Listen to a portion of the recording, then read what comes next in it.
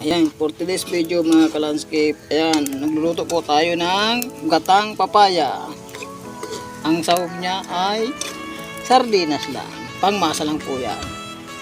Pero masarap yan ang lalabasan yan mga ka-landscape. Sarap tayo magluto ng gata.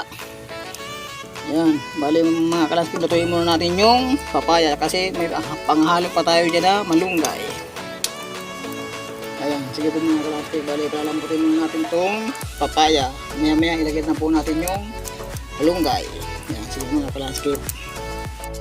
Ayan na po mga ka-landscape, bali nilagay na rin po natin lahat ng rekado dyan.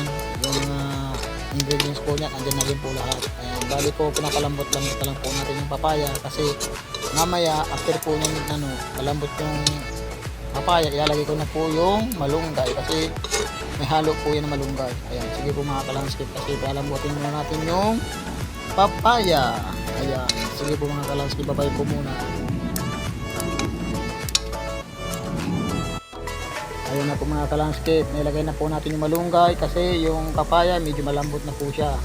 Ngayon po, bali nilalagay ko na rin po yung tangang gata kasi yan po talaga yung pampasarap dyan.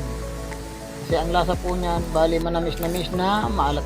At bali palambot lang po natin yung yung papaya, malapit na rin po maluto. Saka yung malunggay, malapit na rin po maluto. Kaya yung sabaw po niyan, bali pinapatuyo-tuyo lang po natin kasi kami mga Bicolano, ganyan po magluto, patuyo, walang sabaw.